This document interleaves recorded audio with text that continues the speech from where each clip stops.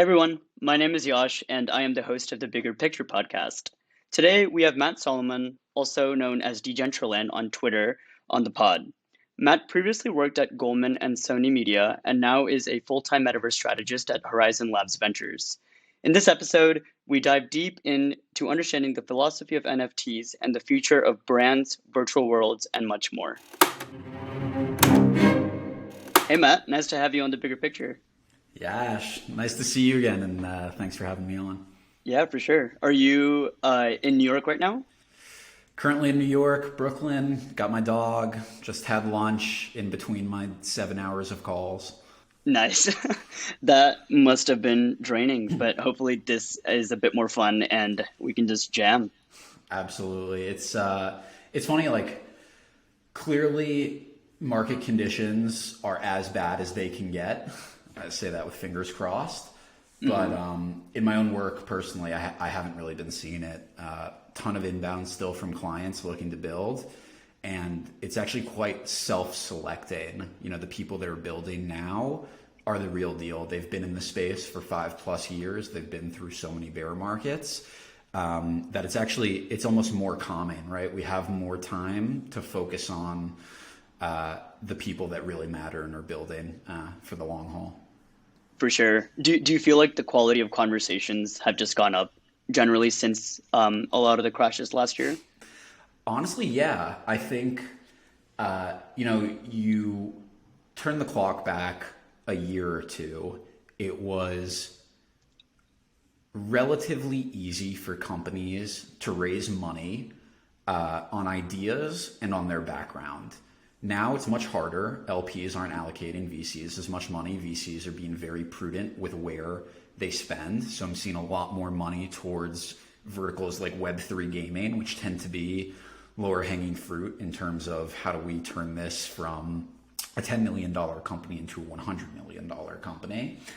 But the people that are either still raising money or have previously raised and are continuing to build and have runway, they're just the best in the space. And we're really seeing a lot of the noise being cut out from, frankly, the tourists of Web3. Yeah, I definitely agree. I think a lot of the founders went through a pretty tough week last week with the whole SVB stuff. So I don't know, did you have people reaching out to you just scared and asking you what's up? I think I was more scared than they Yeah, were. that's fair too. Yeah, the SVB situation is interesting, right? You hear most of the dialogue around crypto is value propositions don't make sense. We're solving for problems that don't actually exist. And it can be somewhat of a scam, quote unquote, space where you look back in 2019, 2020, DeFi summer, everyone's just staking their tokens to earn more tokens and then dump those tokens on other people. But then you look at the SVB situation, which is the highest regulated industry in the world. And these failures can just happen to any centralized institution, right? So just to explain for listeners who maybe weren't as privy to the situation as I was, what ended up happening is in 2020, when COVID hit, you saw a massive spike in tech valuations because the Fed lowered rates to 0% or near 0%. And all of these tech companies, crypto companies, had an influx of money coming in, right? So they were all spending that money, hiring like crazy. Their runways looked sustainable because they were generating revenue in the near term. And then what happened is, since inflation was not transitory, as the Fed thought it was, rates had to be increased. And all of these companies, which looked super healthy and had high valuations, suddenly couldn't generate any revenue. They had to take out all of their deposits from banks like SVB, which capitalized like 50% of all of the startups in America. And turns out SVB was actually invested in long dated treasuries because they didn't think that all of their companies would be withdrawing money in the same week. And then you led to like one of the massive bank failures. I think it was the second biggest Second bank largest. failure, Yeah. since 2008. So listen, like FTX, Luna, obviously were unfortunate situations, but it can really happen to any centralized institution. Yeah, for sure. And I think one thing that sort of bothers me a bit is I feel like the narrative naturally, like when you call the bank Silicon Valley Bank, right? It just sort of attacks all of tech, and I think more specifically, people just went with the whole narrative that hey, these are a lot of crypto companies that just had berserk valuations, right? And then brought it down. But like the reality is that I saw a lot of people tweeting like just normal families that had like their life savings and cash in SVB. So it was I don't know. Like, I think part of it is just that, like, a lot of people that were talking about SVB probably should have let, maybe the experts talk about it. And it just became this whole thing where, oh, crypto founders were brashly spending. And I don't think that's fair, right? Like, if a founder and a team like decides to put their money in a bank, they expect it to be there and they're allowed to use it however, right? It's like, it's different than a team failing versus them like, saying, oh, they shouldn't have been spending too much money or they got too much deposits back in 2020. Like that's on them, right? And that's separate. So I'm with you. I think the narrative there definitely like was not the best, but I'm glad Listen, at least everyone was saved from that situation for the most part. crypto has historically and will continue to bear the brunt of situations like this. People love blaming Yeah. it, and sometimes it is their fault, right?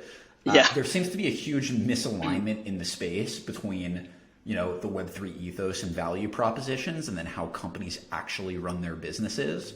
Like to have a majority of USDC's assets stored in SVB, like it in the most simple terms, it just doesn't make sense, right? Like self-custody of assets is the whole purpose for most of these cryptos, right? Bitcoin, Ethereum, being able to transact seamlessly, no delays in payments, in emerging nations, having the ability to hold your assets when governments can just seize banks whenever they want.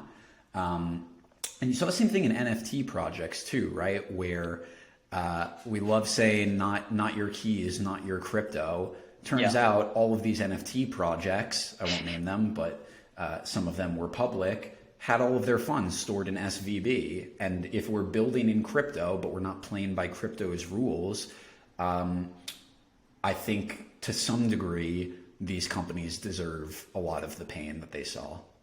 Yeah, but I guess I would add in there that a lot of these companies that are still not choosing to hold their deposits in crypto, there's, I'm sure a lot of like legal prereqs there, and then also just in general, like safety of even like crypto holdings, I guess, right? Like the proper way. I know it's like not your keys, not your cheese, whatever. But I don't know. Like, do you even think that's realistic anytime soon? For a lot of larger institutions to do that? I think we need to have a serious conversation as a space about treasury management, because the reality is most of these currencies or tokens that we're invested in are very volatile, and no one wants to have, 100% of their NFT project's assets in Ethereum or Bitcoin because they go up and down 10% every day.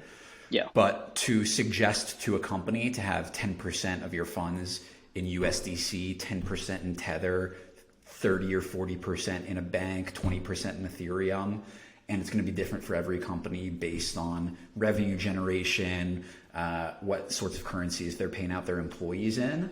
But for it to be the default to have 100% of your funds Yeah. in a centralized bank, like that is concerning to me. I definitely agree. And I think, well, at least I would hope that after FTX, like a lot of people learned that lesson, right? Even some of the largest VC firms and more like the larger whales all had their funds just locked up in FTX, right? And it sucks. Like, I mean, it's not their fault, but like the reality is that you're gonna have these random like black swan events for bad players just come through, and you can't let them crush you, right? So I agree with the treasury management there.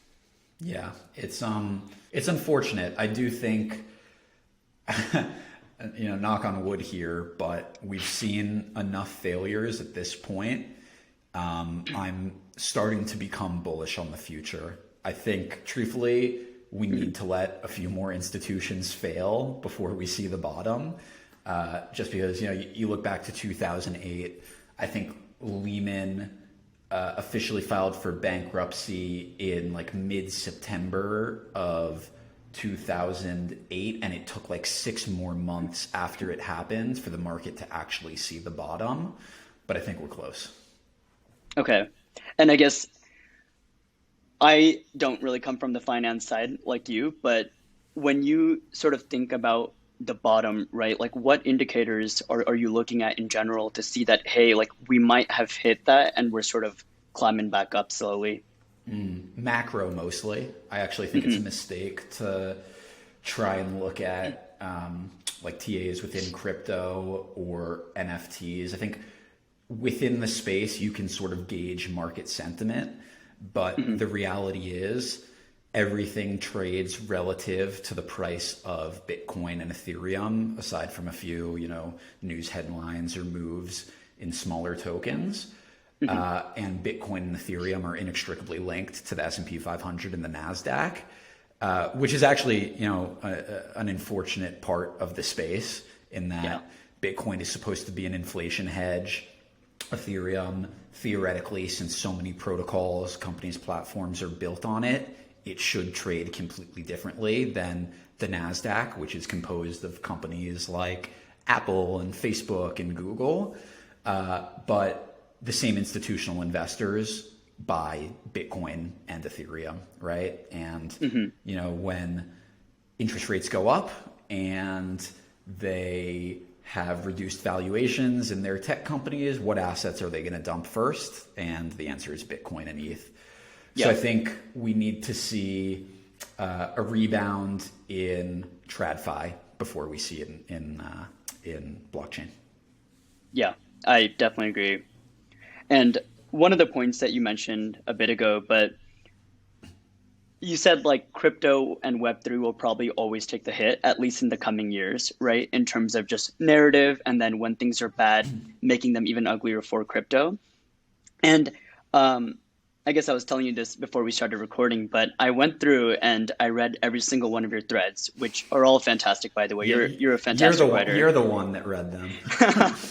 Just liking every single one. You probably got a ton of notifications. But there is one thread specifically that you wrote just on the philosophy of NFTs and Web3. And there was a quote that you had, which was, "Decentralization is the final stage of our ideological evolution," right? And you get into a bit of how just with Darwinism and, us as like people, there's also the evolution of ideas, which I know has been talked about a decent amount in this space before. But do you mind sort of giving an idea on how in the next maybe 5 years or decade that narrative starts to change as these ideas are evolving and maybe becoming more mainstream? Yeah, I really do believe there is an ideological war right now, which most people probably are not aware of or privy to, between a Web 2 and Web 3. I see stark differences in the values of each. So Web 2 has been founded on the idea that consumers and producers cannot win together. You look at a company like Facebook, for instance, what does Facebook give us and what do we give in return? Well, Facebook gives us a way to connect with each other, which we didn't have before, and it gives us unlimited entertainment. You could surf Google for hours and hours and never be able in one lifetime to consume all of that information. It's great. It's responsible for things like Arab Spring, and it's connected us in a way that we haven't been connected before, and I think is in large part responsible for this next stage of globalization. Conversely, what do we give up to Facebook? Well, we give up all of our data, which to me is the most important asset that we own. We give up our privacy rights by clicking yes, accept terms and condition. And most importantly, we give up our attention. So right now we're part of an attention economy where, companies are no longer vying just for their bottom line and their margins, but also for the time that we spend on their platforms. And you're seeing it not just exist within social media companies. Like, of course, Facebook is competing with TikTok, which is competing with Snapchat, but you're also seeing it between verticals, where now Facebook is competing with Spotify to see how many hours a day people will spend on their platform. So we are essentially the object of consumption when it comes to all of these Web 2 companies. Okay, so on the other side, we have Web 3, and what does Web 3 stand for? Well, it's privacy. We get all of our privacy rights back. We get to be the arbiters of our attention and our mind share. It is founded on principles like efficiency, objectivity, fairness, and transparency. And I really do believe right now it's a war where Web 2 companies, most of them don't understand Web 3, and the ones that do try to enter Web 3, like Facebook, realize that it's either years away or they just are so fundamentally tied to their way of thinking that they can't seamlessly integrate it into their business models. So I do believe at a certain point, people are going to have to make the choice of what they value in this world and which digital life they want to inhabit. I agree. And just, in fact, I think it was a few days ago, Instagram ended up rolling back their NFT integration that they did, which was probably like the quickest experiment like that Facebook did with that thing, right? It didn't last too long, but any thoughts there on maybe why that probably didn't work out? Yeah, well, I had a tweet actually recently which said, breaking news, Meta rebrands to Facebook as it cuts all of its metaverse initiatives. Yeah. And listen, I don't think it's because they don't believe in the future of Web3. I think it's more because they went from being a 900 or almost $1 trillion company to having those valuations slashed by like 2/3. And they're just cutting, whatever it is, 20,000 employees. They're reducing costs. And I think when they think of near-term investments in terms of like what is going to generate them the most amount of revenue for the least amount of cost, the metaverse initiatives just don't fit into that bucket. So I think they're going to just focus on their core products. So I don't think it's necessarily a sign of them not believing in Web3, but it being not the exact time that they should enter. At the same time, it is like a very, very bearish signal to me that a company which has rebranded itself as a metaverse company is cutting all of their metaverse initiatives. So I tweeted that as a joke, but it is quite concerning to me. And it really makes you question, like, what is the future of a company like Facebook? Their ad business is hemorrhaging.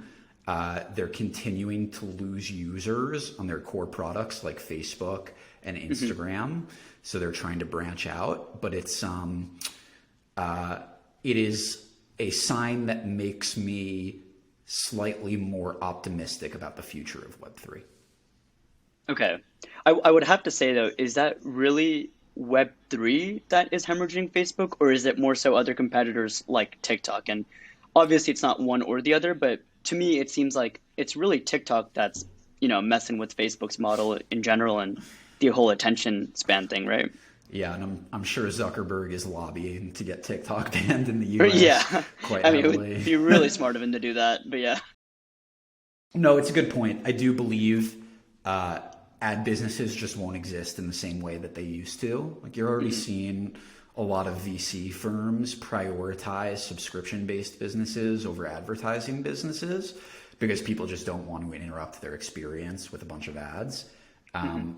But I do believe also the conversation of data and privacy is becoming more important, and that is completely misaligned with Facebook's business model. So I think they're just internally trying to figure out what the next move is for them. Yeah. And I don't know if you read Zuck's letter, which was actually a really good letter to all of his employees, but something along the lines of like, hey, we're trimming down, we're going to be lean. Metaverse is still important, but hey, there's this new AI thing that Google and Microsoft are just like killing at it right now, you know? So Yeah. let's spend some time there too. To me, all of these CEOs and founders, they get so blindsided by like the new latest hip thing. People forget, but AI was the conversation 10 or 20 years ago. And then, it became cryptocurrency and decentralized technology, and then self-driving vehicles, and now it's AI again. They're going to keep moving on to the next thing until they find product market fit, but they have to keep adapting and evolving. But I don't think Web3 is going anywhere, truthfully. I think AI is having its moment right now, and it will Yeah. continue to, because if you've used ChatGPT one time, you understand that this is Crazy. like the next part of our digital evolution. But to me, I work with the biggest and best Web3 companies, and what they're building, assuming they can find sustainability within it, and assuming the general public wakes up to what's actually going on and the UI UX is easy for them to use, I think it's, to borrow a colloquial term within Web3, I think it's programmed. Yeah, I'm with you. It's only a matter of time before there is this hype of GPT-4 being released in ChatGPT, and eventually that has to go down, right? And then the next catalyst hits for Web3, and it's like, wait a minute, why are people making money there? And then everyone starts flocking over. But you're right. Like I still remember like freshman year of college, and I did like CS in school, and everyone was like, you got to do machine learning. Like that was the concentration to be in, right? Big data. And then by the time I graduated, it was all like, wait a minute, this is crazy. What's this Web3 thing, right? Like, Yeah, why are people yeah. making so much money off of monkeys? And just keeps on rotating, I guess. And I mean, Yeah. listen, it's the same thing applies to the blockchain crypto space. In 2017, you had Bitcoin and Ethereum having their moment. 2019, 2020 was DeFi. 2021 was NFTs. 2024 is going to be something else. Web3 gaming, DAOs, doesn't matter. We're going to continue to go through these cycles until one or multiple products actually find their footing and then become a staple of whatever it is we're building. Right. I do want to touch on one of the things you mentioned earlier with data, right? So being in Web3, I think I definitely get the overall sentiment that, hey, don't let these big corporations own your data. Like you need to have ownership over it. You need to be able to decide what is being done with that data. But I guess to play a bit of devil's advocate there, right? Like, does it actually matter? Because like sometimes I think about it and it's like I can't see like my mom or some of my friends that aren't in crypto like caring that some of their data is out there, right? It's just like I still want to use TikTok and I still want to use Facebook. So where is that like click going to happen for the mainstream audience where they realize that wait a minute, like this data thing is like serious. Like I don't know, like it's important because sometimes you'll hear people saying like, "Whoa, I was just talking about this with my friend and it showed up on my little Facebook feed," right? But like at the end of the day, do people really care about that? To answer your question, no, they don't care about it. But I also believe in a rational consumer. And if you as a consumer have a choice between earning from your data and not earning from your data, any basic game theory, you're going to just opt in to earning whatever it is, 30, 40%. So I think once platforms start offering consumers a choice, then they can make the rational decision about how much their data is actually worth to them. Got it.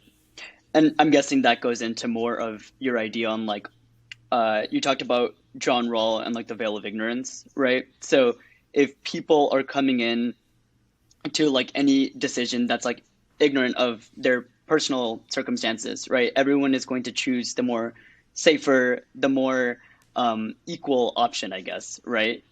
Instead of just giving it up because it's an easier option. Yeah, that's great. I wrote that thread. That was probably one of my first threads, probably over a year ago.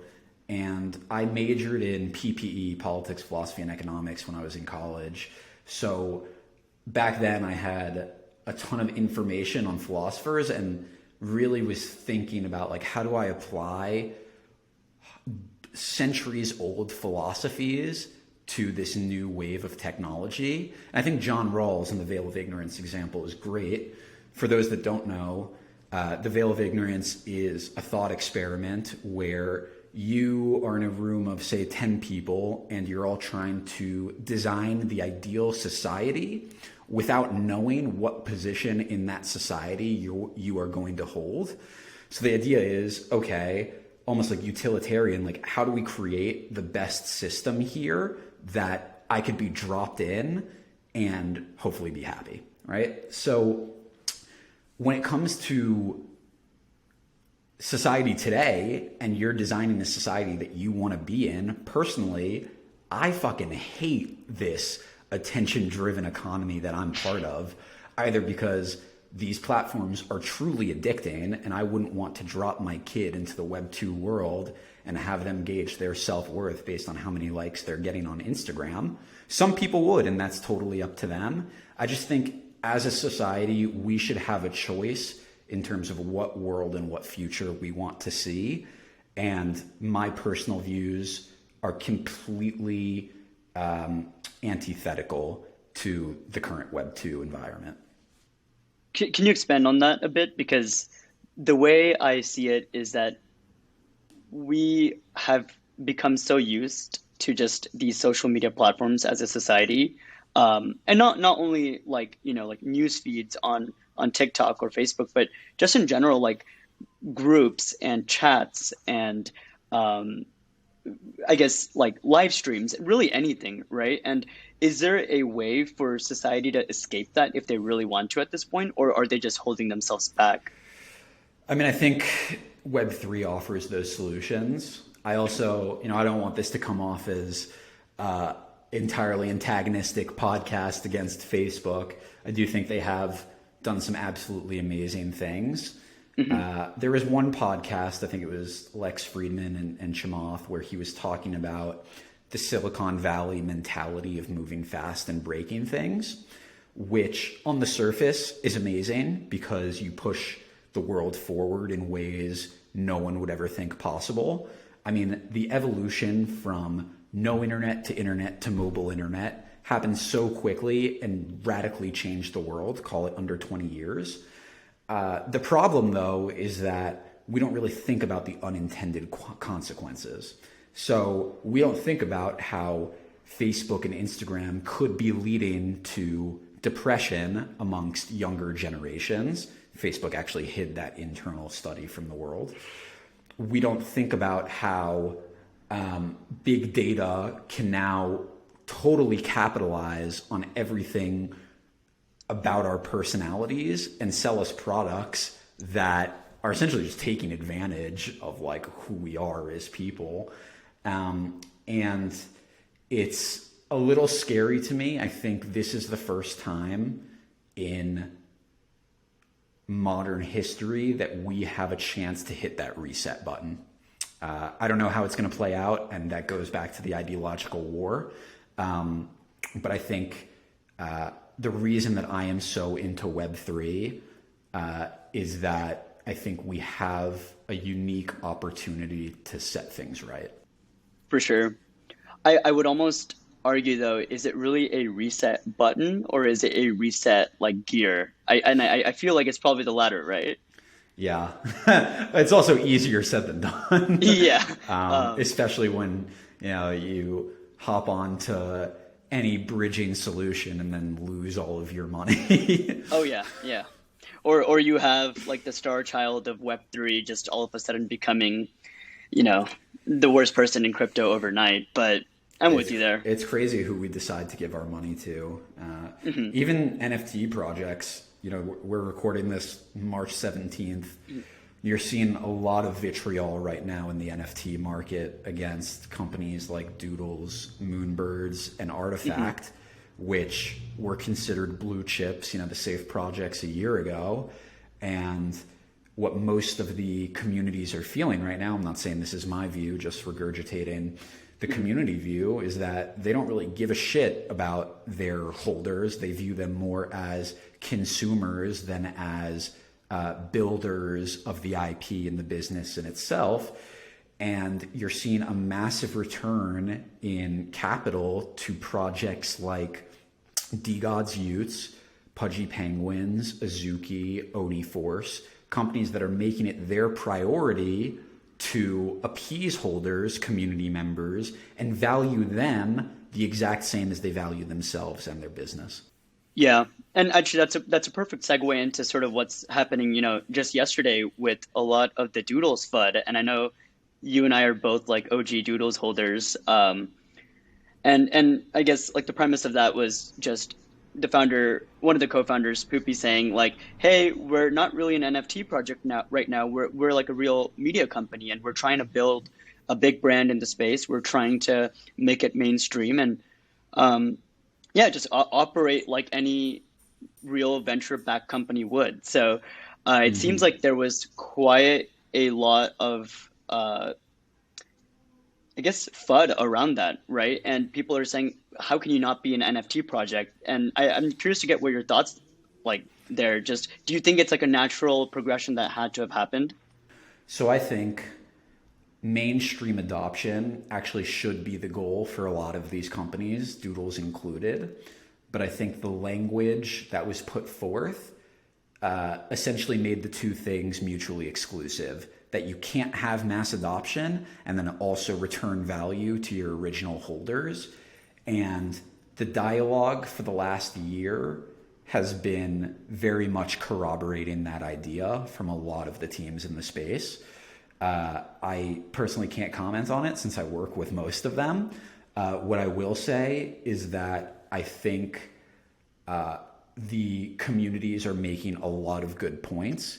I think most of these brands, these IPs, could not have existed without the community and without their time, energy, and resources that they've been putting in for the greater part of 2 years now. And from a moral, ethical perspective, founders should 100% be returning value to those people who added value to them. But from a more logical perspective, and this is a point I think we desperately need to hammer into these founders, is the idea of network effects. So one of the greatest value propositions of NFT projects is network effects, where you have, call it 6,000 to 7,000 unique holders who are all championing your brand. If you are walking down the street in a Marvel sweatshirt, you are a walking billboard, right? And Web3 is the first time where you can be repping a brand and actually earn from it in the same time. These are aligned incentives, and those network effects are powerful. Walmart, one of the biggest businesses in the world, I think it hires the second most number of people in the United States after the US State Department. They don't have a marketing team of 6,000 or 7,000 people that are dedicated to expanding the Walmart brand.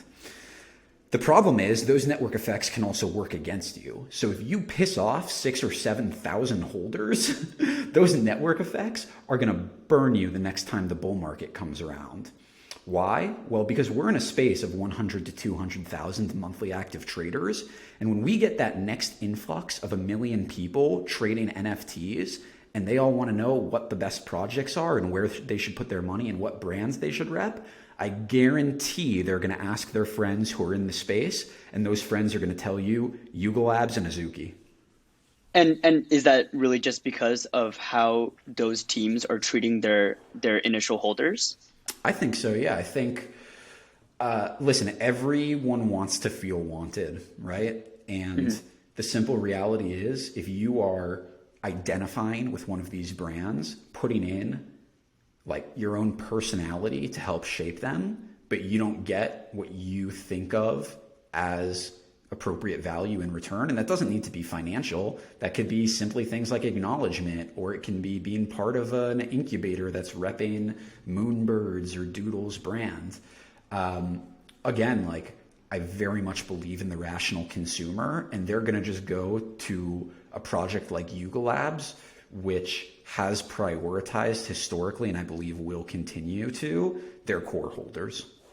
And I agree with you. I agree with you on the Azuki part, where it's. I guess I've never met an Azuki holder that was disappointed by the team for the most part. I think there was some um, issues with Zagabond a year ago, and all of that. But for the most part, it seems like every event they host at conferences or every message that they put out in their Discord is like super intentional in general, and you can't get them to stop talking about it. One of my friends, who I'm really close to, he is obsessed with the Zukis, and without even asking, sometimes he'll just send me pictures of like an event that they had, and it's like, "Gosh, this was so cool! Like I just totally met like some other dope people from across the world," and I do think that is really hard to do and takes a lot of effort upfront from the entire team. Yeah, listen, everyone also wants to be at the cool kids table, right? And Yeah. Azuki they are the cool kids. Like I went to the University of Pennsylvania, and outside of the library, you would always have like the coolest Asian kids smoking cigarettes and like rocking their Lamborghinis. And it's like, whether or not you think that's cool, like there's a market for that. Yeah. But you're so right in terms of the intentionality there. And there has never been more scrutiny than NFT founders. Every single word, every statement that they put out is just like, you are in the crosshairs. So you need to make sure every step you make is perfect. Or conversely, adopt the Frank D. Gods mindset, which is, we're going to try as many new things as possible and try and move the space forward. Some things are going to fail, but we're going to keep going. You need to take one of the two mentalities, or I believe you are doomed to fail. Do you feel that with the Frank D. God strategy, it's more about him just being super transparent with his followers and, being so active on Twitter that everyone knows exactly what he's up to? Or I guess what's his trick there that you think is working? Yeah, so my company, Horizon Labs Ventures, which we can talk about what I do and what the company does, we've been working closely with Dust Protocol, which is the token powering the DeGods and the Utes ecosystem. And there are a few things Frank does that are really, really powerful. The first is that he builds in the open and he builds with the consumers. So I have pitched their team a number of things which any other company would look at and be like, this sounds absolutely amazing. We want to invest resources into it. His first question every single time is, how will this benefit my DeGods holders, right? Mm-hmm. And that takes an approach of short-term, mid-term, and long-term. So if something is amazing, but it's not going to win any holder sentiment for the next 20 years, he won't do it because he knows that that's a recipe for failure. Conversely, if it's only the next new hype thing, but it's not going to add value or it's not going to accrue brand equity 5 years down the road, he won't do it. So he is both short-term thinking and long-term thinking, and he is always thinking about benefiting his community. And building in the open, I think, is a core part of that. The second is virality.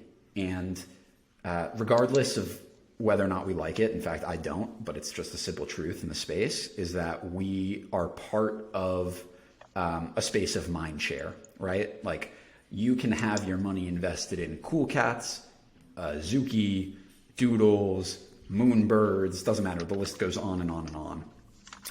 The problem is NFT holders have the attention spans of like 4-year-old children. Probably worst. They just want to see the next shiny new object. Yeah. And a lot of people are in it to flip, but a lot of people are in it because, like this, I identify with this community at the same time. It's like they want something out of it. So all of that is to say, like, you need to just be able to balance and reconcile your holder base, your long-term value, and everything. And Frank is just amazing at getting attention. It's my dog, sorry. So you mentioned that you studied philosophy, politics, and economics at school. And I guess first off, I've never even heard of PP&E as a major. I bet that's some crazy UPenn Wharton thing that is special. But I want to know what maybe Matt was like in high school, right? Or growing up that made you want to pick a major like that? Because naturally, I'm guessing you would probably do that to be a lawyer of some sort, but clearly you didn't do that. And yeah, how did that happen? Yeah, a lot of people go the lawyer route. So first, I should say, in college, I mostly majored in ketamine and skipping class. Nice. Truthfully, I was kind of a dickhead when I was younger, so I chose PPE because I wanted a major that sounded really good on paper, but that wasn't insanely demanding. Hmm. I really enjoyed finance, but more from a theoretical level, and didn't really want to like study accounting or anything like that. I ended up at Goldman for my first like year and a half, 2 years out of college, and was doing all of that stuff anyway. But to me, we are in such nascent stages of Web3, and my specialty has always been thinking high level strategy and more at an abstract level. How do we create sustainable ecosystems? How do we leverage things like game theory to actually deliver sustainability and execute at the highest level? So that was always my focus. And then I think having a breadth of knowledge like PPE, again, I didn't take it super seriously, but the thing with Web3 is you're involved in so many different verticals, right? You're essentially taking everything from Web 2 and just decentralizing it.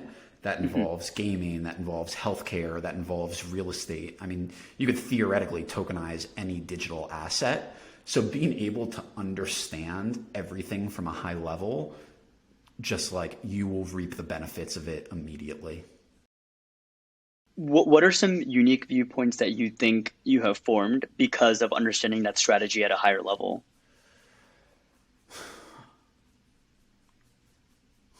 That's a great question.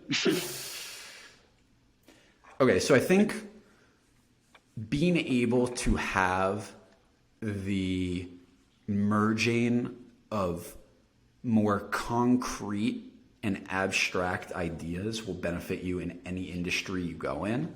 So let's just use finance as an example. You can be the best modeler in the world, be able to work around Excel in a three statement model like no one else can in this world. But if you don't understand trends in the industry that you're working in, and not just, how is oil prices going to affect inflation, et cetera, it doesn't matter. You need to be able to think years down the road, especially when you're investing in companies too. Like, it's easy to look at KPIs and statistics and say this company is generating revenue, or we project that it's going to be profitable in 3 to 4 years. But if you don't have an understanding of where that company sits within the broader ecosystem, you're doing yourself a massive disservice. So I think having that high level strategy and then also the technical expertise to execute on it is going to be necessary despite what industry you're working in. Definitely. And I agree with that. I think there is a skill here, and I would like to say that I am a similar mindset where being able to identify patterns across different verticals does give you a unique vantage point that others maybe can't see while their heads down in building one thing, right? And not to say that one is better than the other, but I think both feed off of each other, where the in-depth builders need to know what the general trends are, and they don't have time to do that. And then the more high-level strategists need to, use the tools and see what is being built. So um, yeah, I think a lot of times there's like a notion in tech where it's like if you're not building, you're not doing anything. But I think at the same time, I would argue, and I'm biased here because I am a creator, but people that are creating and researching and whatever you want to call it, right? They are also providing this valuable insight where what can builders be looking at? What is sort of missing from this bridge of builders and then their end users, right? Like why don't we have 8 billion people in Web3 yet? What's sort of stopping us? So I'm with you. I think both are important and definitely work with each other. I think it was Mark Cuban who said probably 10 years ago now, and this might have been when AI was first entering the conversation. He said that English majors and humanities majors were going to be the highest sought after hires in this new age of digital technology. And while I don't know practically speaking if that's true or not, I do believe the English and the history thinkers are going to be an integral part of technology moving forward, because they think about things in an entirely different way than someone like a Solidity developer, your standard engineer.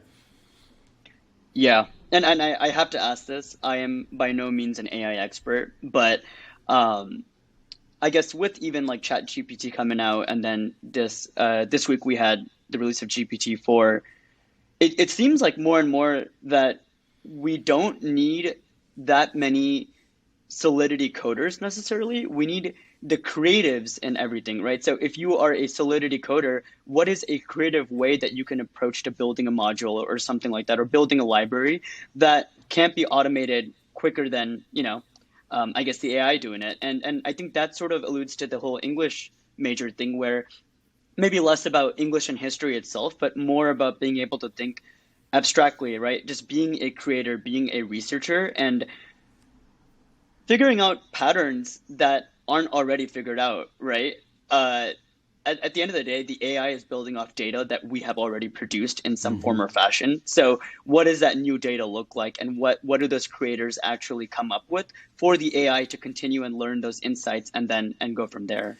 Yes, dude, you hit the nail on the head. The fact that ChatGPT can now audit a smart contract for you is Yeah. pretty telling of where society is trending. And I really do think the people that don't necessarily need to know how to code a smart contract, but can tell you how you can best leverage that smart contract or that technology to deliver value, those are going to be really, really important skills. Oh yeah. I can't get the video out of my head where I think it's the co-founder of OpenAI is just like writing like a prototype on a napkin, and then it's a freaking website. Like, to me, I mean, there are thousands of freelancers out there that do this for a living, and like just with the snap of a finger, that, I mean, it's not perfect, but the fact that it's already there is so freaking scary. And yeah. Yep. Yeah. And I think it's only going to continue to evolve. It's yeah, you have this sentiment, at least you did maybe 10 years ago, maybe it still exists today, of some dystopian future where AI is going to completely supplant humans, and we're going to need to find new uses for like 50% of the workers in today's workforce. And while that might partially be true, I very much think of AI technology in the same way that I think of something like a smartphone, where all it does is supplement our current understanding and abilities within the digital world. So, when smartphones first came out, you could suddenly GPS to anywhere in the world. You could connect with anyone, anywhere. You could write down any thoughts in your notes app. This changed humanity, but it really just made everything easier, right? It just facilitated things that we were already doing. And I think AI is going to be very similar to that, where the people who could leverage that technology best are going to be the most successful, but they're not going to necessarily be supplanted. So, sort of what I'm hearing is that it's maybe less about the actual intelligence part, more so you're saying this is another paradigm shift where now people will gain back a couple of hours in their day to do things that maybe are more creative things, or I don't know if that's even the right phrase, that humans are more specifically meant to do. Is that what you're going for? That's definitely the goal or the ideal scenario. Conversely, there are studies that say human IQ is going down, and Yeah. that is a little terrifying to me, right? I mean, if you can now open up your phone to do basic calculations on your calculator app, suddenly you may not be developing those skills, which could actually help you think at a higher level long term. So sure, it doesn't matter if I can do 54 times 13 on my phone or on a piece of paper. But if we're not teaching kids to be able to do that kind of stuff, then they won't be able to leverage the technology at an optimal level. Yeah, I agree with that. I mean, my grandfather worked at a bank, right? And this was like in the 40s, 50s, and he was an expert at mental math. And I think it was more so like he just sort of had to be to a certain extent. And then my dad, maybe a bit less of an expert. And then there's me, and it's like I've been so used to a calculator. It's like I could do, some math, but at the end of the day, I have a calculator. And I'm with you. It's like you can't really mental math is just like one aspect to it, but the idea is that you really have to keep on being sharp to a certain extent and figuring out what is the best way to leverage this tech to increase whatever the next thing is, right? That you want to do. Exactly. Awesome. I wanted to move our conversation over a bit to memes. So, I was really happy when I read this thread you wrote about NFTs and memes because I think it is something that hit me when the Nouns project came out about a year and a half ago, and it just made sense. But to start off, I guess you have a quote that says, "Memes are to decentralization as metaphors are to Buddhism." I want you to first just go ahead and explain what the heck that even means, because I think it's such an interesting way that you put it, but it did make sense. God, dude, sometimes I impress myself. The old Matt was much more thoughtful than the new Matt. Now I try and add as much value to my client shareholders as possible. Yeah. Listen, I think memes are a core part of culture, and culture is a core part of decentralization, or conversely, decentralization is going to be the next stage of our culture. And I think there is no better representation than memes, right?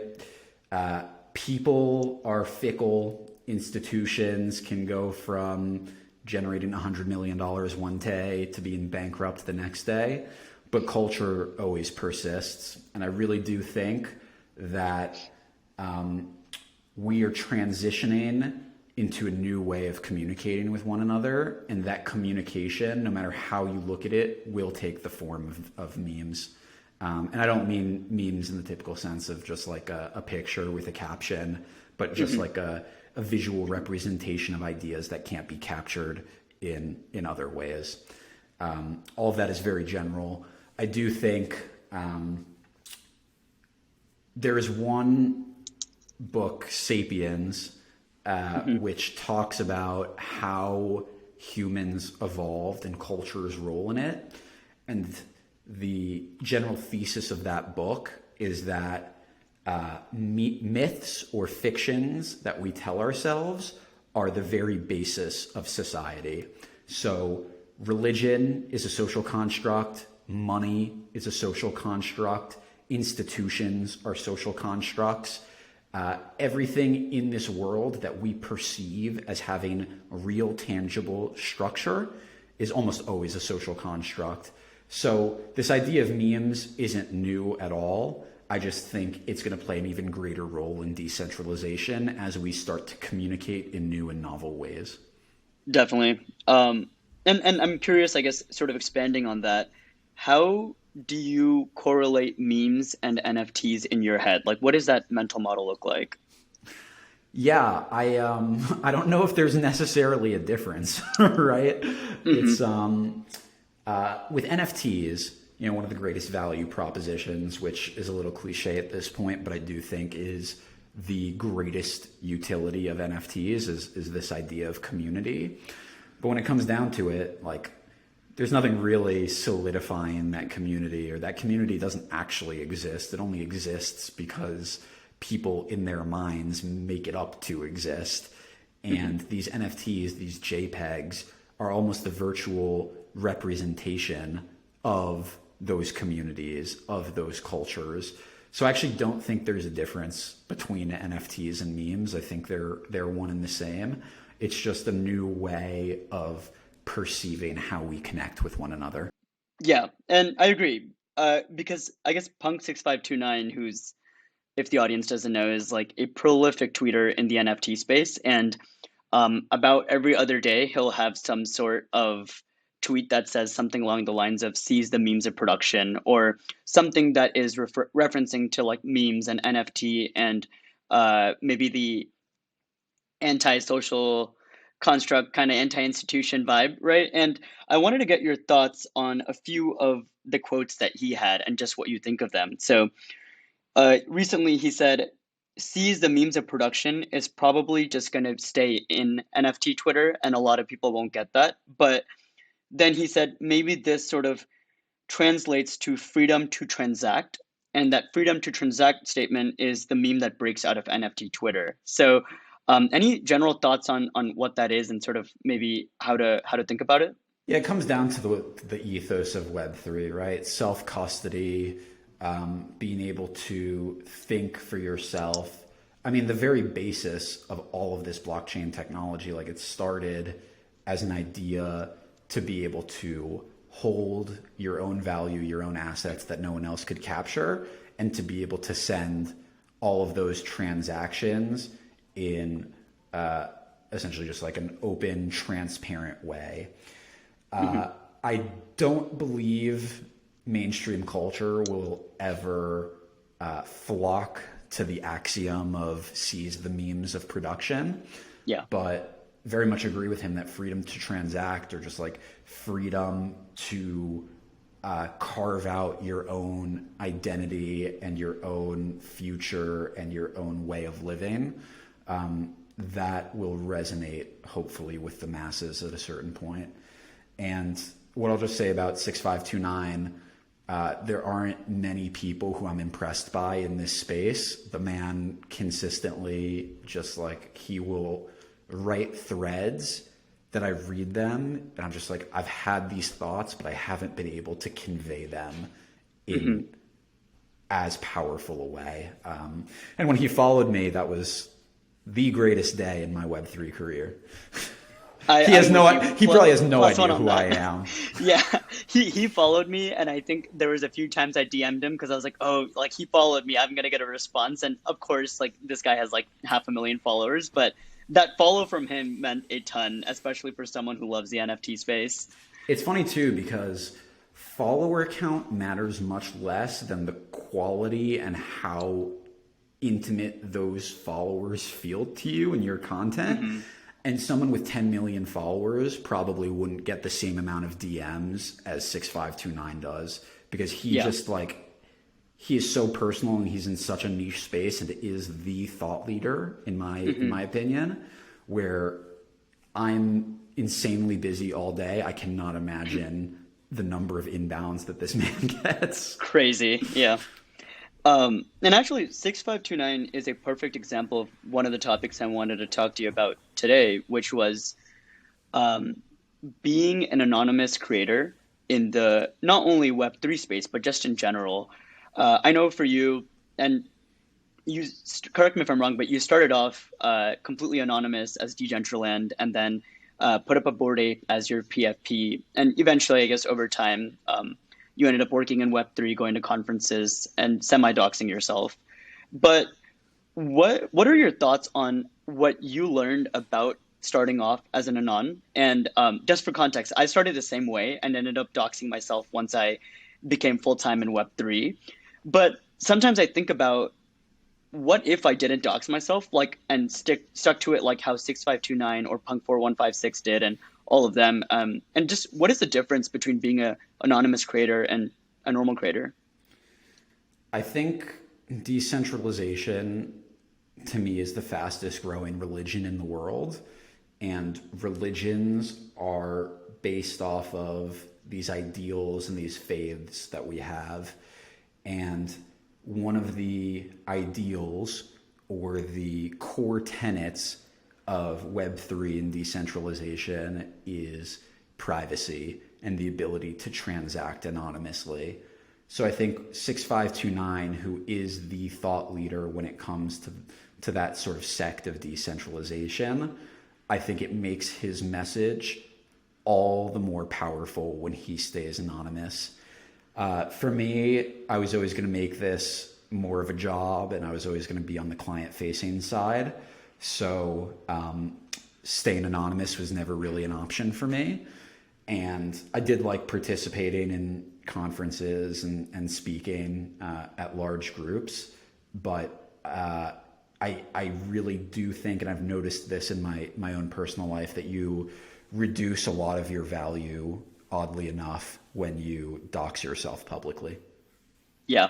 There is some craziness where when you start out anonymous and you are interacting with possibly some really large following accounts, right? Like you could be anyone. You could literally be a, multimillionaire, ex-founder, etc. Or you could just be like some dude across the street, working a normal job doing your thing. And I think that spectrum is crazy because now people can only estimate you or value you based on what you are saying and nothing else. And I think it goes back to that veil of ignorance concept that we talked about earlier, where there, I guess being anon really does bring out the value of merit, right? And what you are saying, and it is really just on that, which is crazy because I, I just like we're all so used to just knowing people and knowing what their background is, knowing what they do for work, and knowing how rich they are, and knowing,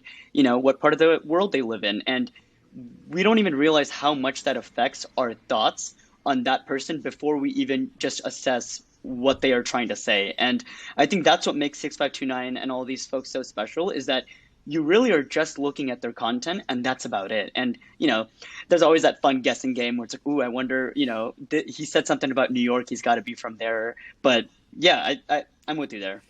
Yeah, I think objectivity is one of the core tenets of decentralization. The idea that it doesn't matter what clothes you wear, it doesn't matter what the color of your skin is, where you came from. What matters is how much value you are adding to the ecosystem. It is, in my mind, the first truly merit-based system that we have. Purely you put in X and you get out Y. And there are a lot of ways you can encode that into the protocol, right? So a lot of DAOs are trying to find sustainable mechanisms of rewarding their contributors, and the go-to has been things like bounties, where you perform some whatever, you do an audit, you onboard partners, and you receive some payment for it. But then you have reward systems like Source Cred, which essentially rewards users who build lines of code, and then other people build on top of it, and then they get rewarded every time someone ends up using their code. And to me, there is nothing like that is as objectively merit-based as people getting rewarded for the work that they've done. Yeah, I definitely agree. And it goes right into the tasking economy kind of thing, right? Where you can just build this separate earning profile and do tasks and keep it completely separate from what your day-to-day looks like and your life and the people that you love and all of that. It's really possible now to have a completely separate identity. And I know a lot of friends that do that. They are making their salaries, I guess, just from this anonymous, funny sounding name on Twitter, and then they get inbound to do things, and then they do it really well, and then they live this completely separate life with no crypto influence, right? And that dichotomy is just really special. I like using a line from The Dark Knight Rises, where Bane says, "Nobody cared who I was until I put on the mask." It's like, that is so true in the crypto world. That's exactly it. I love that. So one of the things that I want the audience for the bigger picture to actually really understand is the importance of content creation and putting yourself out there in any form or like manner. And I think you just did a fantastic job of that. And I wanted to give you some context on how I even first found out about your Twitter profile, right?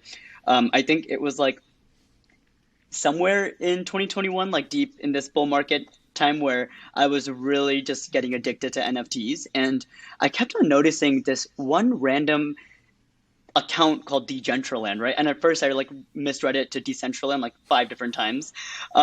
And it was just like the funniest comments that you would post on these like really big prolific Web3 OGs. And I was like, how does this guy have the confidence to just say whatever the heck he wants to say? And it was so funny because not many people, I think, in crypto Twitter make me laugh, I guess, but your tweets never fail to just make me laugh a little bit about this random dude with like, I think back then you didn't have over even like 10K followers, just commenting on like the biggest OGs and saying the dumbest stuff. And what's crazy is now, I guess lucky enough, you're sitting at 69,000 followers today, and we're having this podcast, and something about that clearly worked. And I maybe if you could just sort of walk through before you even got this Twitter account started, what motivated you to like, I guess, use this ape profile, not use your real name, the way you were going to tweet, because it takes a lot of confidence to do that, and people underestimate the value of putting content out there. And maybe just if you were to give advice to someone who's trying to start off and feels a bit scared to put themselves on Twitter or YouTube or whatever platform, how did you view it? Yeah, so it's going to sound very cliche, but the only way, if you are trying to put your content out there, is to be yourself and to be authentic. It's very easy for people, even from anonymous profiles, to suss out who the well-intentioned people are, who are the ones who are really speaking to what matters to them, and the ones who are there purely for engagement. What I noticed early on is, something we talked about earlier in this podcast, which is that NFT holders, in particular crypto users, they have very short attention spans, and their attention is segmented between dozens of different projects, different protocols, the latest, newest shiny object. And the only way to win their attention and the only way to actually convey real powerful information was to do it in an easily digestible way. So, all of the shit posting aside, I really do think humor is one way, first, that is very real to me, since I just like dicking around. I've never enjoyed professional culture. Like, as much as I liked the actual work that I was doing at Goldman Sachs, there was no possible way I could stay there for more than a year and a half, 2 years, because of how much I hated the culture there, how dry it was. When people laughed, they were literally doing it only with the intention to win a client or to get a promotion. And it was so fake, and just like, it hurt my soul literally to be in that office every single day, that when I started this Twitter, there was no fucking way I was going to do that again. Right. So I wanted to be true to myself. I wanted to convey powerful information in a way that people actually would listen to. So it was that combination of humor and more philosophical thinking. But it doesn't come without its risks. And I've made some jokes on Twitter, which have gotten me semi-canceled for a month or two. And of course, people just have short attention spans, and they move on to the next thing. But I will say, for anyone who's looking to put content out there, just know once it's out there, and you can't take something back, especially if it's on the blockchain. So as amazing as it is, like, just being a public facing person, whether you're a founder in the NFT space, a thought leader, work for a company, and you're doxxed, there are downsides that come with it too. Definitely. And now, let's say you're giving that advice to someone who's starting out and they say, hey, Matt, I don't really know what myself is when I'm putting content out there. Sometimes I feel like I would be good at writing short tweets, or sometimes I feel like I'd be good at 2-hour podcasts. I just don't know what my style is and what my voice is. And I guess, how would you sort of respond to that? Go take acid or mushrooms or ketamine. It's totally serious. Spend time away from every industry. Think about what you prioritize in life. And, everyone is dealt a different hand in life. Some people are good at some things. Some people are good at other things. Some people come from very opportunistic backgrounds. I myself, I came from a pretty wealthy family on the Upper West Side of New York. So I was handed a lot in this life. All you can do is play the hand that you're dealt. But it's tough to know how to best play that hand when you're so caught up in, it doesn't have to be Web3, but just in the rat race. Take some time away, literally trip balls in a forest, and then, as cliche as it sounds, like, if you are true to yourself, you will find where you add the most value. Like in life, I really adopt the mindset of like the Greek logos or Brahmanism or Taoism. There is a natural order to life. And if you can find out where you fit in that natural order, things like the floodgates will just open. Got it. And I guess throughout this journey, when did you start this account, by the way, on Twitter? I think my first tweet was November 2021. Okay, so year and right a half. around at the top, of course, that's when you started it. Yeah. So from November 2021 to, I guess, March 2023, you went from 0 followers and sort of being a no one in Web3 to now having almost 70,000 and pretty prolific NFT followers following you. You know, people really look up to you, and I can read in the comments on what your thoughts are about the space, how you're viewing a lot of the projects out there. So I want to know what you noticed about that journey in terms of opportunities coming to you and the way people interacted with you. How did that change, and sort of did that take an effect on how you were being yourself? Were you able to stay authentic throughout this whole time, or have to navigate around your followers or your true fans? Great question. I've noticed the times that I've been most unhappy or that things have not worked out in the public eye is when I'm not being true to myself. And that makes sense intuitively, right? Like, you're not going to be happy with something that you do if it's just not who you are and it's not an accurate representation of your identity. But the journey from, call it 0 to 70,000 or whatever followers, and I don't think follower count actually matters, both from a practical perspective, because followers don't necessarily translate to engagement, but also when it comes down to it, none of that actually matters at all. What I've noticed is a few things. First, engagement is directly tied to the state of the market. So when we are absolutely pumping and ETH is $4,000+ you have so many more people coming into the space, people already in the space who are excited and they're engaging, and that's the best time to build your brand. In times of market downturns, it's very easy to notice how many people are exiting simply by the amount of likes you're getting or not getting on your posts. What I would love to see is someone leveraging the Twitter API and comparing either like the number of mentions of crypto or NFTs to the price of Ethereum and Bitcoin. And I can almost guarantee there is a 1-to-1 ratio or at least something close to it. In terms of the positive benefits that being, I guess, what we're calling a content creator, though I don't really think of myself as that because I'm just literally stream of consciousness, exactly what Twitter is meant to be used for. Just what's on your mind? Throwing your thoughts into the ether and seeing what sticks. The professional benefits have been like nothing short of amazing. It is how I got my current job at HLV, which we're still yet to talk about, but we can talk about that shortly. It's how I got my job. It is how I've made some of my best friends in the space. It is how I've won over a ton of clients.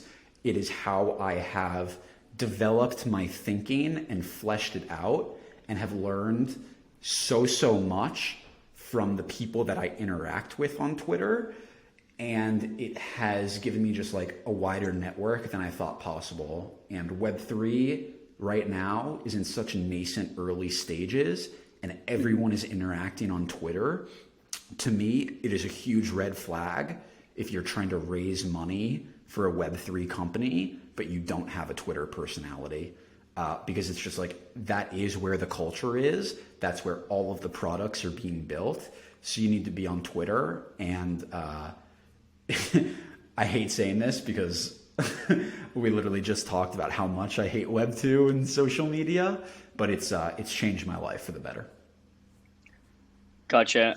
I don't know if I completely agree though, because if you are building and there's like a CTO or a CEO, maybe one of them needs to be a little bit prolific on Twitter just to get the message out there. But don't you think for the most part that not everyone should actually be tweeting all the time and it should be the people that are focused on creating? Absolutely. And I think there are different roles for different people who should or shouldn't be on Twitter. My Hmm. point is only if you are not active on Twitter, and that doesn't mean posting, but that does mean checking it, reading it, gauging market sentiment, you're not going to Definitely. truly understand the industry that you're building in. Oh yeah. That's to give you an example, it's like if you are a filmmaker or something, but you have no exposure to Hollywood. Like Right. you're just like you're removing such a core part of what the industry is. Definitely. Just absorbing the culture is, I think, what you're getting at, right? And feeling Yeah. out what the audience really wants at the end of the day. Yep. Yep. Gotcha. Now, just one more quick question about Degentraland. I'm curious on what you see the future of this account. Do you uh, think of Degentraland just as a Twitter account, or more so your own personal brand that you want to be growing out in the future? And maybe that's through NFTs or some through different Web3 native tools, or what is Degentraland's end game, I guess? Yeah, I don't know if there is an end game. I've kind of rationalized it as it being my Web3 personality, which is pretty much the same as my normal personality, just a little exaggerated. Right. But it's it is such an integral part of my professional life at this point. Like I'll get on the phone with someone and they will refer to me as Degentraland, not Matt, because that's Yeah. how they know. That's just how they know me, and that's how they have experienced who I am. And if they're getting on the phone with me because they think I'm smart, it's probably because of some thread that they read on Twitter. Hmm. So it's here to stay. My company does not like me tweeting about projects and founders specifically, so I've moved away from that and I try not to comment on it too much. Yeah. But it's an integral part of who I am in this world. Definitely. And for what it's worth, your number in my phone is saved as Degentraland, not Right. as Matt. And I can't have it any other way. It's got to be that. And it's funny because I have known people who I consider to be some of my very close friends for 2 or 3 years. And Mhm. I'm not shitting you. There have been times I've known someone for 2 years and I ask them what their first name is. Yeah, I Because I just totally get refer to them that. as their ENS. I was at Eat Denver like 2 weeks ago and um, just met some random people and I was like, hey, I'm Yash. And they're like, oh, after talking, you want to connect on Twitter? And they're like, no way, you're this doodle. I know this doodle. It's like, I didn't know Yash, but I knew this doodle. And Yep. I think it's gotten to a point where, and I bet you feel the same way, to a certain extent, you really can't even change your PFP on Twitter anymore because it is so like integral to your account and to your brand. And it's fine. Like I love it. It's one of those like never sell NFTs for me now because it's part of me. But Yep. as it started as a joke and now it's like literally become part of my identity. It's like my PFP on everything at this point. Yeah, yeah, Yeah. and that's actually why I believe crypto punks, assuming Yuga doesn't mess with them too much, are just always going to be one of the highest valued NFTs in the space, is Hmm. because the OGs, like the Ethereum maxis, all rock crypto punks, and they very much associate it with their identity in a way Yeah. that the newer age projects, they don't have that same level of conviction. Or I shouldn't even say conviction, but it's just like as soon as you start to add utility to this digital art, then it can almost change your identity. And what I mean Yeah. by that is Azuki, Doodles, Moonbirds, CloneX, doesn't matter. Like all of these brands, all of these pictures are now defined by what the company does versus a CryptoPunk, which stands for something greater than itself. And that's why I always think those will just have tremendous value. Yeah. And it is just the provenance of the punks, right? At the end of the day, like that is the first real 10K collection out there that just stuck. So Yep, yep. I'm with you. Awesome. So now, sort of shifting gears over to the metaverse side and the gaming side and what you're doing at Horizon Labs as well. I wanted to start off by saying I am not a big gamer, and sometimes it's hard for me to wrap my head around some of these metaverse concepts. And I'm in Web3, I get it, but maybe for this segment, I guess, assuming that the audience doesn't really get the metaverse past, the Zuck memes out there, um, let's go ahead and start off by first understanding what you're doing at Horizon Labs as a metaverse strategist and what the heck that even means. Because that role, if I told my mom I'm working as a metaverse strategist, she would be like, what the heck is that? So maybe giving me a rundown of what that means. Yeah. Yeah, absolutely. And before I do that, it's funny you brought up metaverse and gaming in the same conversation, and I think people tend to make the mistake of comparing the two, when in reality, gaming to me sits under the umbrella of the metaverse. So I'll explain, what I think of when I think of the metaverse, and then I can talk a little bit about my job at Horizon Labs Ventures. So the metaverse to me, I tend to defer to people who are smarter than me when I define things. So I use Herman Narula's definition of the metaverse. He's the CEO of Improbable, which is the company behind Yuga Labs' Other Side, and Matthew Ball, who was the former head of strategy at Amazon.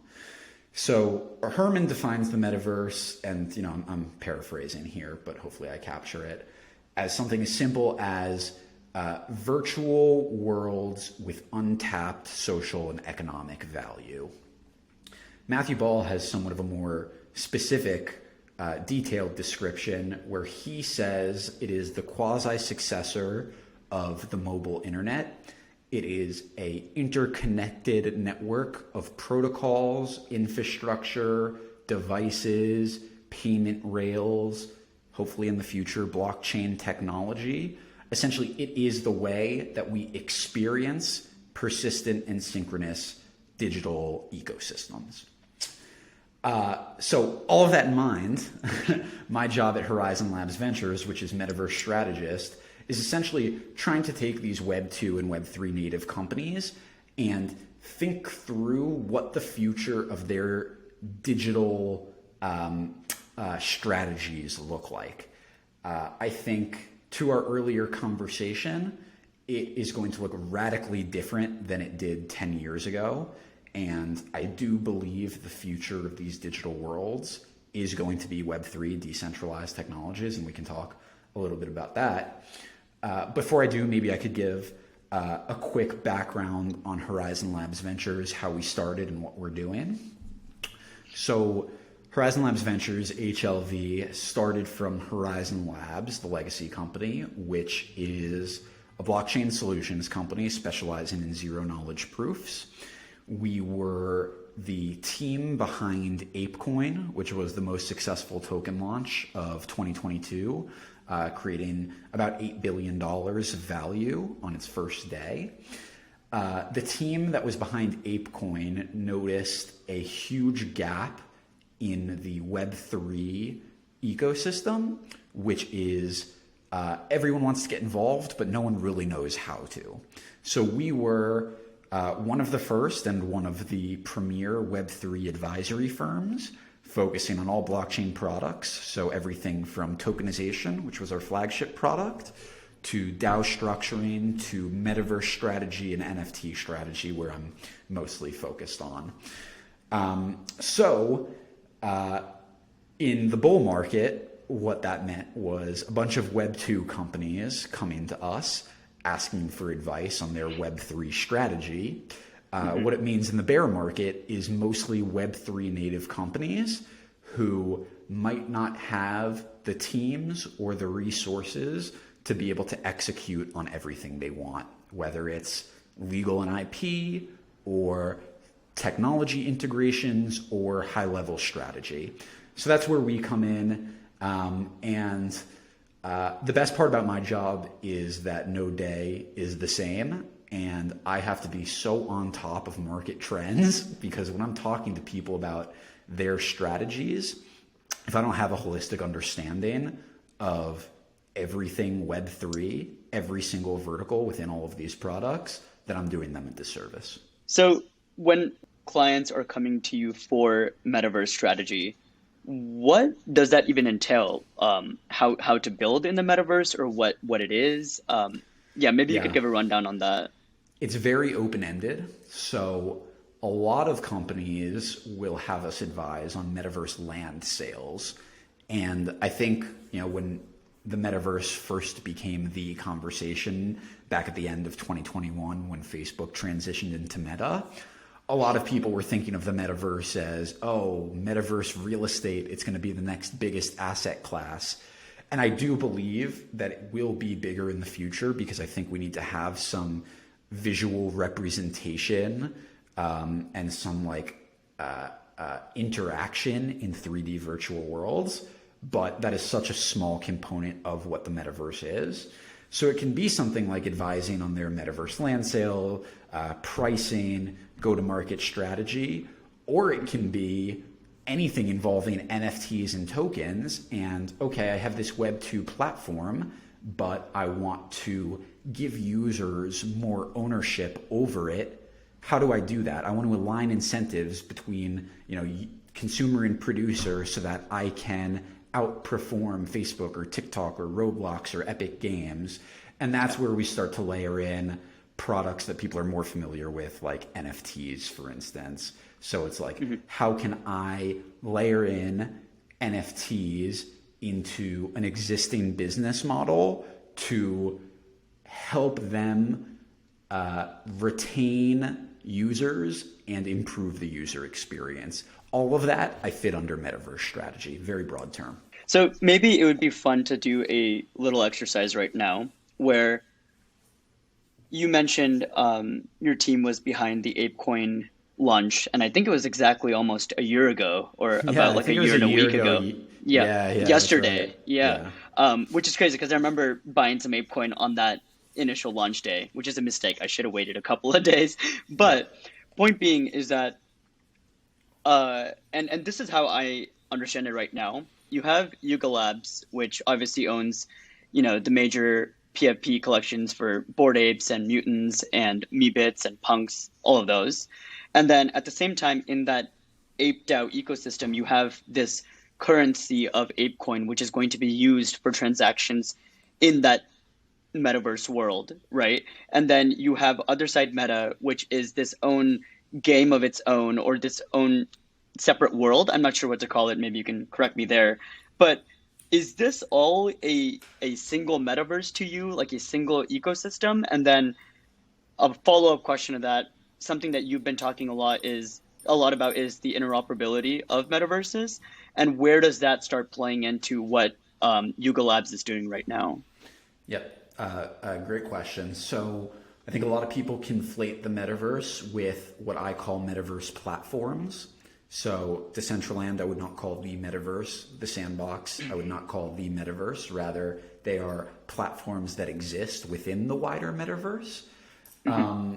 So Yuga Labs is a very interesting case study where they're essentially leveraging every single Web3 product to try and create their own ecosystem. ApeCoin is a token that does not belong to Yuga Labs. It's decentralized. It is just the token that powers the Yuga Labs ecosystem and the other side ecosystem. When it comes to interoperability, that is one of the most fascinating pieces of Web3 technology to me. And that's actually what I think the future of whatever we're calling the metaverse is going to be. So I like to use Fortnite and Epic Games as an example. So Fortnite generates about $3 to $4 billion of revenue each year, and most of that comes from in-game assets. So skins like wearables or emotes or gliders. The problem with all of these is that Epic Games actually owns the IP and technically owns all of the assets, right? Like you can't take those assets out of Fortnite. They don't have value. And Epic Games can one day shut down your account because they don't like something you said, whatever it is. That's where self-custody comes into play.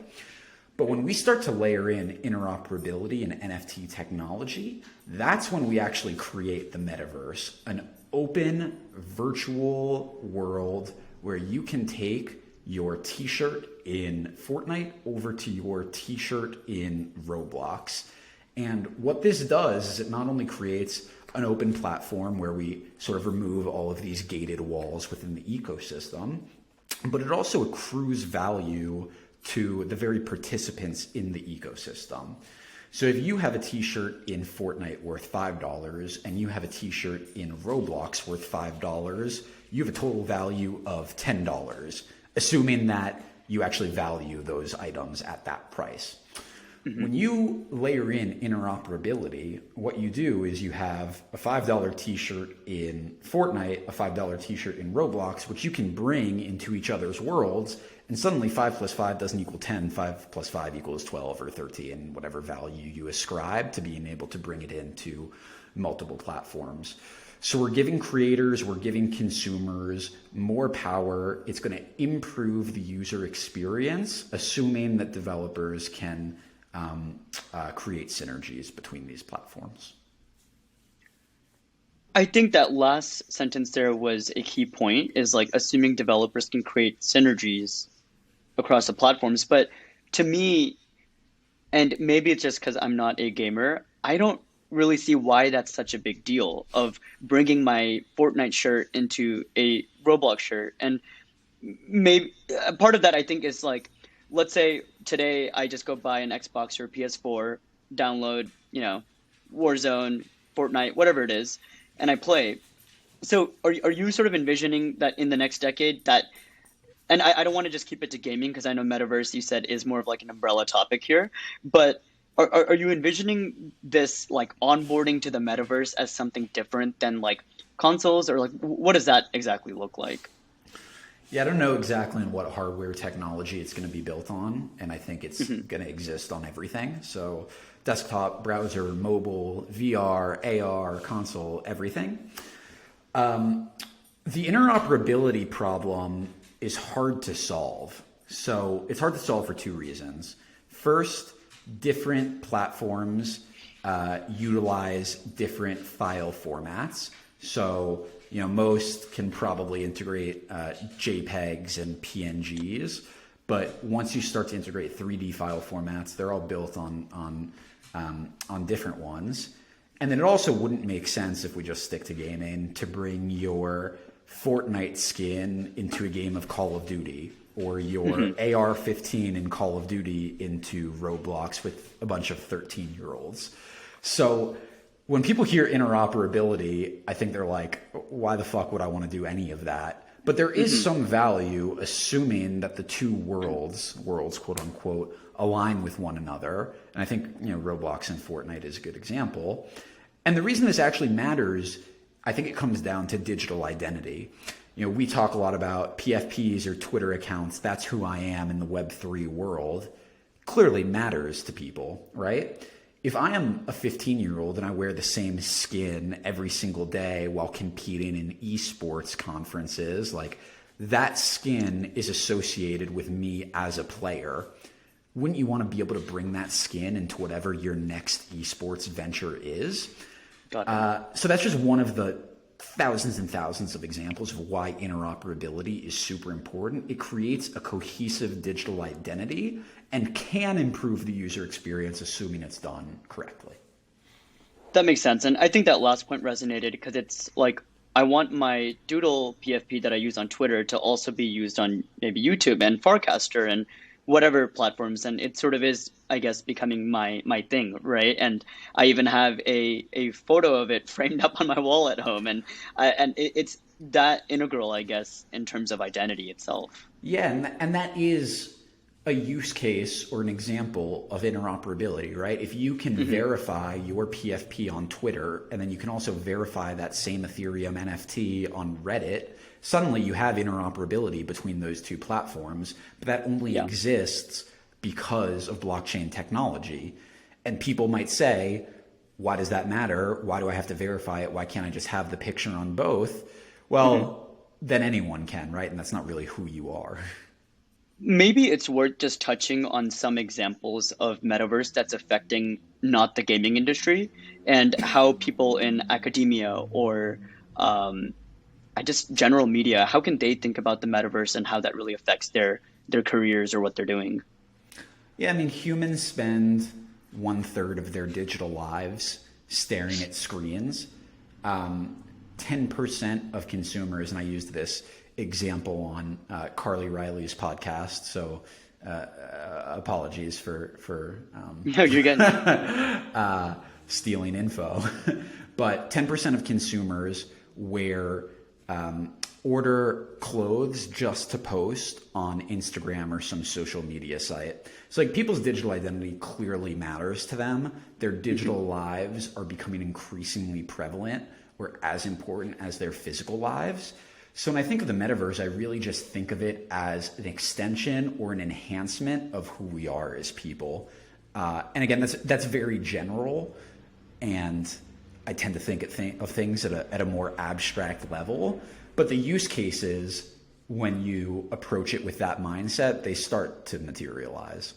And it's almost worth asking you as someone who spends most of his time in metaverse, or I guess thinking about the metaverse, uh, what does that buzzword, what image does it, pops up in your head? For me, and I guess like a lot of people, I think Facebook's whole rebranding to Meta, and then that dumb little picture of Yeah, Mark Zuckerberg Zuckerberg sitting at with a the news Eiffel panel. Tower, Yeah, and yeah, the exactly. nation. Yeah. That's what pops up, but how would you clarify that, or what is it for you?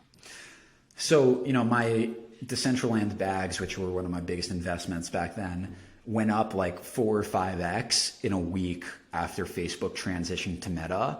But I was actually pretty mad because I thought Zuckerberg was going to almost like appropriate what the metaverse meant to me. And I think, we talk about horrible narratives when it comes to crypto and NFTs. I think the metaverse is starting to have that narrative, unfortunately, where people just 100%. associate it with that like low quality image of Zuckerberg taking a selfie. But it means so much more, and I try not to get hung up on the terminology behind a lot of these things. And you're Right. seeing pretty big digital behemoths like Reddit avoid using terminology like NFTs, even though they're integrating it onto their platform, calling it things like digital collectibles or calling cryptocurrencies community points. And they really mean the same thing. It's just like, how do we want to classify this and market it to the public? Yeah. And Reddit is such a good example because I think they, alongside with Shopify, absolutely killed it when it came to integrating Web3 into their product. And um, Reddit was so intentional about not even incorporating the word NFT anywhere, not incorporating the word Web3 anywhere, keeping it general outside of just the Ethereum or Web3 subreddits, right? So I'm also wondering how the approach for Web2 companies working on the metaverse versus Web3 projects working on the metaverse, do they sort of clash each other, or is it more of more people building the merrier? What do you think about that? It's totally company dependent. So Reddit and Starbucks are two examples I like to use of Web2 companies that are approaching Web3 in the correct way. And the reason they're approaching it in the correct way is that they're not trying to change their business models, but rather they're trying to enhance them using blockchain technology. So to use Reddit as an example, Reddit is pretty much decentralized by nature. It's been decentralized for 18 years. You're essentially taking a bunch of sub-communities, which they call subreddits, and you're implementing moderators, and they're really just governing themselves, right? Reddit acts more as the infrastructure player that actually enables these communities to exist and interact with one another. So what they're doing with NFT technology and what they're planning to do with tokens and DAOs, what they're calling community points, and then doing polling voting, is truly allowing these communities to be self-sustaining by layering in blockchain technology. So suddenly, these communities can now earn from their high quality participation, not just through off-chain data like karma or trophies, but through on-chain tokens, which are really just reputation score. They can vote on things with those tokens in those sub-communities, what we call DAOs, by allocating their tokens to specific votes. So what Reddit understands so well, and what I am absolutely kicking myself for, which is not being their advisor when they actually did all of this. And I'm friends with a few of the guys at Reddit, and it is so clear that they're thinking about things in the correct way. They are not trying to supplant their business model. They're just trying to solidify it with real technology. And they have 400 plus million monthly active users. It is the most bullish signal in the world that they are thinking through how to integrate Web3 into what has historically been one of the largest social media companies. And Starbucks, too, is thinking about things in the right way. And what do you think we can learn from Reddit and Starbucks, and maybe even think about what failed at Instagram and why they had to roll back the NFTs there? As a strategist, what do you think you would have done differently there in terms of what you see with Reddit and Starbucks? Yeah, with Reddit, it's a lot of branding and marketing. But back to this idea of authenticity, I think they weren't trying to change any of these communities. They just provide the tools for these communities to exist. So if blockchain is the next stage of that evolution, it makes a ton of sense why they want to integrate it. Facebook, Instagram, other companies that are branding these as digital collectibles, they're just not approaching it in a sustainable way that's actually true to their user base. Again, Reddit has been decentralized from the beginning. Instagram, Facebook is the exact opposite of that. So I think they're just is this almost an unstoppable force mixed with an immovable object? You hear that axiom, that metaphor a lot. I just think Facebook has been unable to integrate this technology in authentic ways because that's just not how their business is built. Definitely. That makes sense. And I want to use that as a chance to just talk more about, I think, NFT projects in general.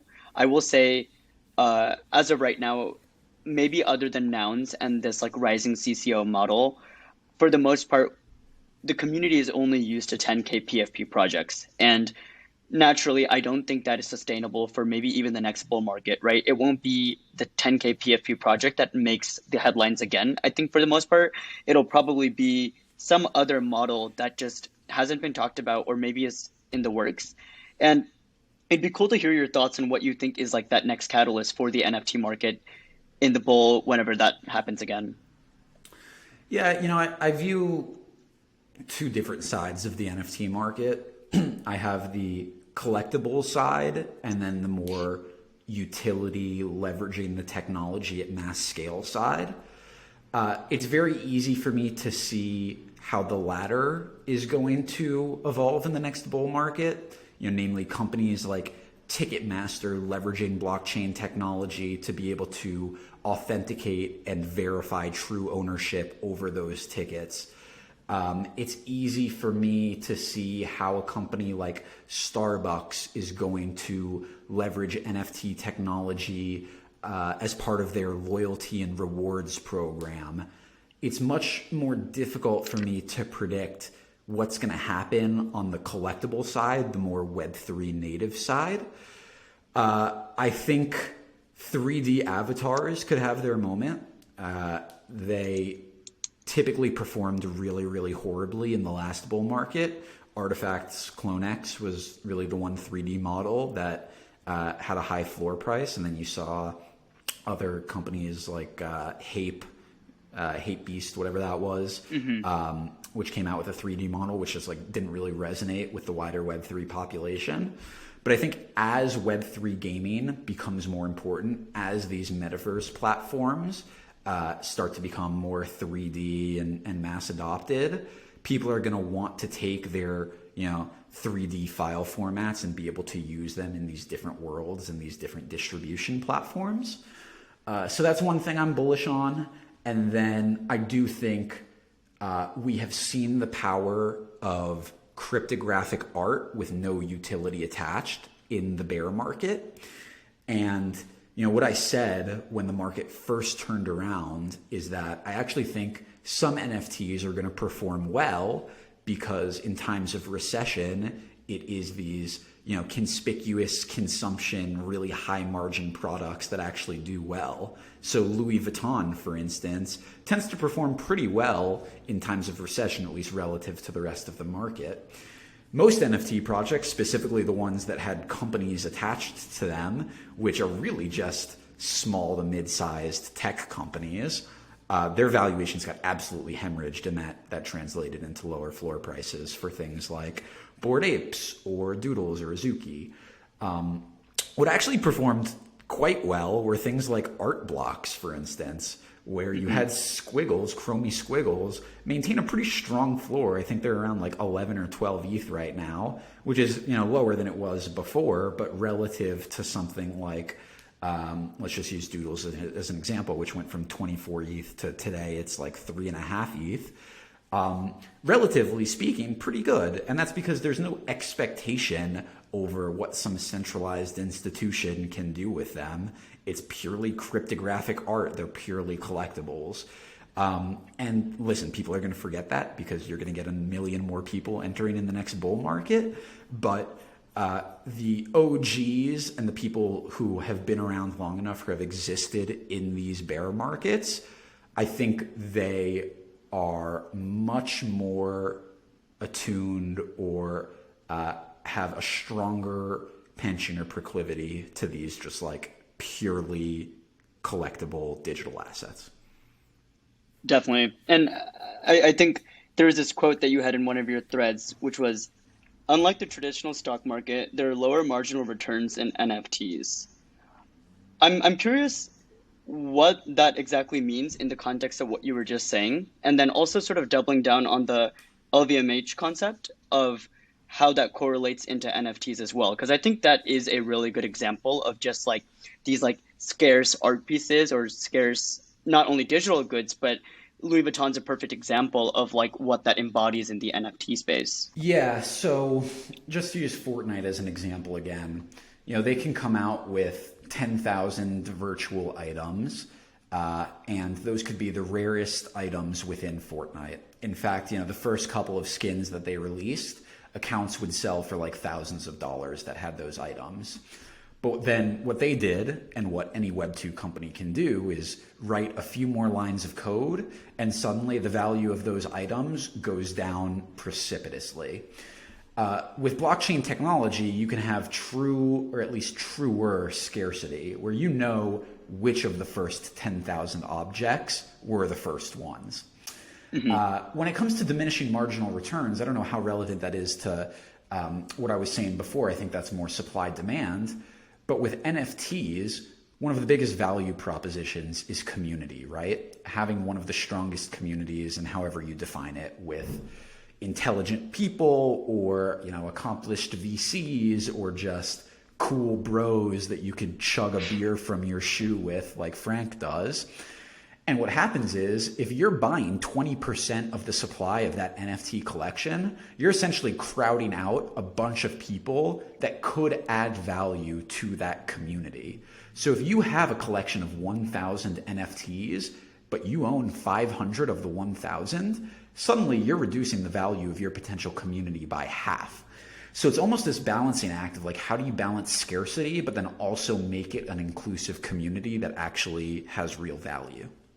Yeah, and it goes back to that non-dilutive thing, right? Even with the doodles and adding and expanding their ecosystem, making sure that the incentives for the holders, like you and me in this case, is still strong, and yet the brand is still growing and it's growing mainstream, and we're not getting screwed over with our initial holdings. It's so complicated. And then on top of that, you have investors as well that need and have their own requirements. So managing, I think, all of those stakeholders, it's definitely a new problem that Web2 companies haven't had to deal with. Yeah. Because we talk this big game about community being so important, but the reality is that when a community is involved, it just gets a lot harder as well. And you have more opinions, you have more people trying to just like throw stuff out there, and you got to like manage it all, I guess, right? What I loved that OSF and Mando did, and they are on the management team of Rug Radio, and then they run their own project, Rect Guys. When they were doing their VC round, I believe they had the VCs purchase NFTs from the collection. And what that does is it aligns incentives between the VC fundraisers, the founders, and the community itself. And I actually think that should be a requirement, though, of course, it's never going to be, but it should be, for all of these NFT projects. All of these companies, all of these stakeholders need to have a real vested interest in all of the products that they're developing. And it's one of the reasons why I personally will not work with a company that won't take its own token as part of the payment. So there have been a few examples, actually. Yuga Labs, for instance, took, I think it was 8%, the founders took 8% of their own token, and it's pretty much market standard for founders and early investors to take part of the token. It aligns incentives, but I have worked with some companies who actually are not bullish on their own token and don't want to take part of the supply. And I'm just like, then what is the fucking point of working with you if you don't think your token is going to be successful? Yeah, it's like Bill Gates not trying to own as much of Microsoft as he can. Literally, Exactly. you got to do it. It's like if Bill Gates were to use a MacBook computer, like what the like that would never fucking happen. Imagine that. Right. Totally agree. Awesome. I sort of wanted to wrap up this conversation, which was so helpful and fantastic, by the way. And I'm going to try this new feature where every episode at the end of it, I ask the guest, what do you think the bigger picture is in maybe the next 5 years, the next 10 years?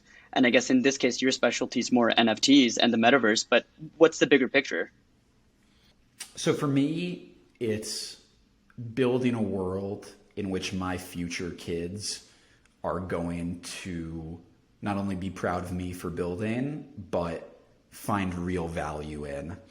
And I think that can happen in so many different ways in so many different industries. You can work in clean energy. You can work in new health tech companies, which are making, pharmaceutical prices go down. For me, the reason I work in Web3 is because that's where I think I can add the most value.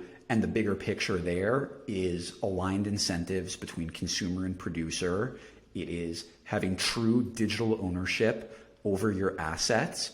It is engaging, interacting, and communicating with people in a digital world in a way where other people don't have influence. They don't tell us what to think. They don't tell us how to think. They enable us and they provide us the tools with which we can answer that for ourselves. I love that. And I think that is probably a perfect stopping point for this conversation. But thank you so much for hopping on the podcast, Matt. Yeah, sure. It's a pleasure. Hope we can do it again.